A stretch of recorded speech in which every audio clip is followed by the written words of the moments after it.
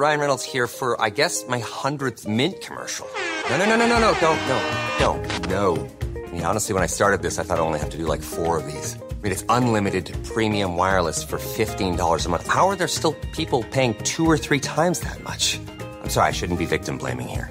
Give it a try at mintmobile.com/switch. Whenever you're ready. $45 upfront payment equivalent to $15 per month. New customers on first 3-month plan only. Taxes and fees extra. Speed slower above 40 gigabytes. See details. Bonjour, ici Patrick Pierrat, éditeur d'InfoBref. Voici l'essentiel des nouvelles en ce vendredi 22 novembre. C'est déjà Noël à Ottawa. Le gouvernement Trudeau veut offrir un congé de TPS sur certains produits.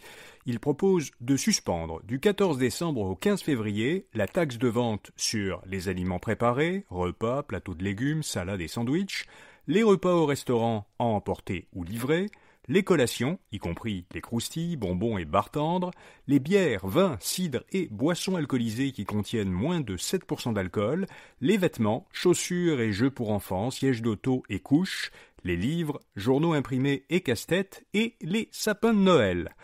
Par ailleurs, un chèque de 250 $ serait versé au début de l'an prochain aux Canadiens qui ont gagné moins de 150 000 $ l'an dernier. Ces propositions devraient être approuvées par le Parlement puisqu'elles ont l'appui du NPD.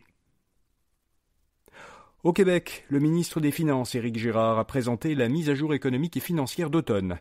En ce qui concerne la croissance économique, Girard estime que le PIB du Québec devrait finalement croître de 1,2% cette année, soit 2 fois plus rapidement que la croissance de 0,6% qu'il prévoyait en mars dernier. Pour l'an prochain, il s'attend à une croissance de 1,5%, qui serait donc un petit peu plus rapide que cette année. À la fin de l'année financière en cours, le gouvernement afficherait un déficit de 11 milliards de dollars. Et Éric Girard a annoncé 2,1 milliards de nouvelles dépenses pour répondre à ce qu'il a appelé des enjeux prioritaires, comme soutenir le transport collectif et l'accès au logement. Vous trouverez un détail des principales dépenses prévues à infobref.com ou en cliquant sur le lien dans les notes de cet épisode. Les travailleurs de 60 à 64 ans vont perdre leur crédit d'impôt de fin de carrière. En effet, dans sa mise à jour économique, le gouvernement Legault prévoit de rehausser à 65 ans l'âge d'admissibilité au crédit d'impôt pour la prolongation de carrière. Les travailleurs de 60 à 64 ans vont perdre, en moyenne, une économie d'impôt de 1 000 $ par an et le gouvernement réalisera de son côté une économie de dépenses de 220 millions de dollars par an. C'est fait, la maison mère de l'entreprise suédoise Northvolt et certaines de ses filiales se sont maintenant placées sous la protection de la loi américaine sur les faillites. Pourquoi aux États-Unis ? Eh bien parce que la procédure de restructuration y est différente de celle qui s'applique en Suède ou dans d'autres pays. Northvolt explique que la procédure américaine va lui permettre d'obtenir de nouveaux financements pour restructurer sa dette. Alors ce qui est paradoxal, c'est que, alors que l'entreprise suédoise s'est mise sous la protection de la loi américaine, la filiale Amérique du Nord de Northvolt, elle, n'est pas concernée par la procédure.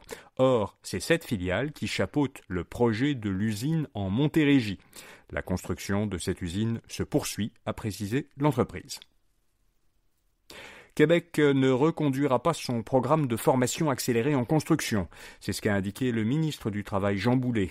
Lancé au début de l'année, ce programme permettait d'obtenir des attestations d'études professionnelles dans certains métiers de la construction, en étant payé 750 $ par semaine durant la formation.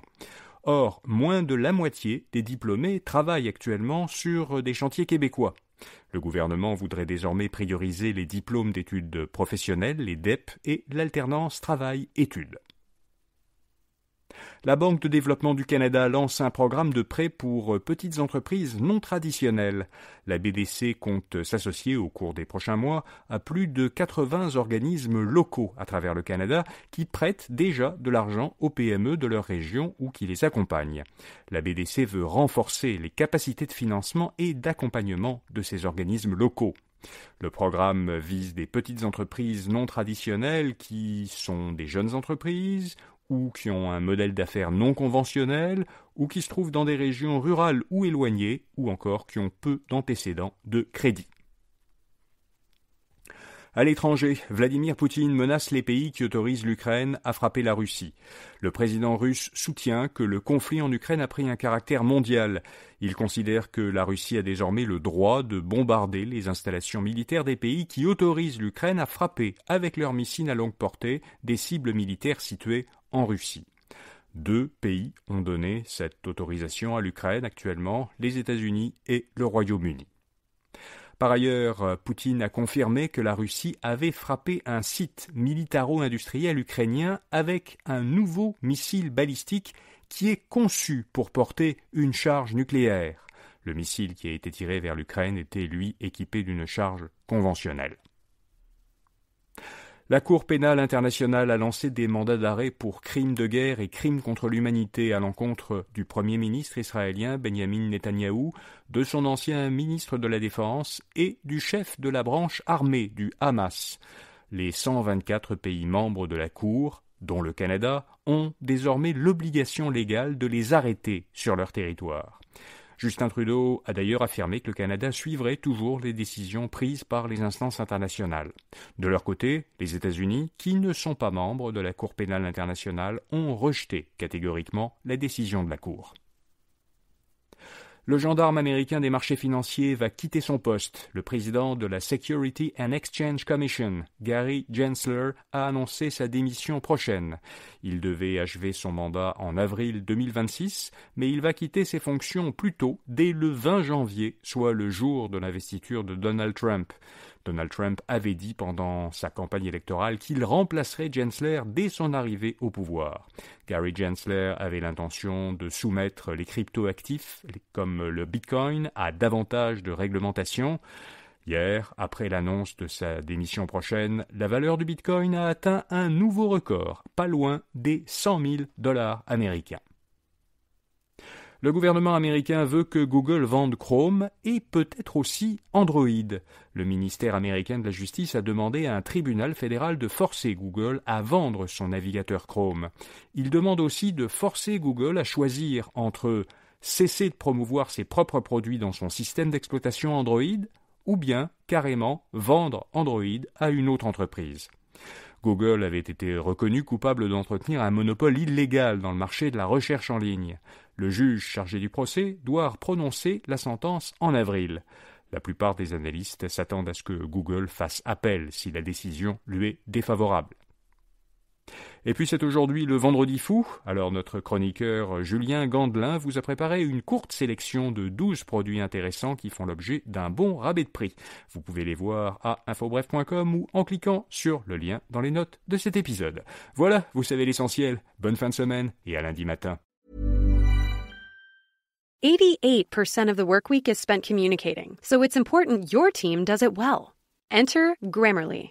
Grammarly's AI helps teams communicate clearly the first time. It shows you how to make words resonate with your audience, helps with brainstorming, and lets you instantly create and revise drafts in just one click. Join over 70,000 teams and 30 million people who use Grammarly to move work forward. Go to Grammarly.com/enterprise to learn more. Grammarly. Enterprise-ready AI.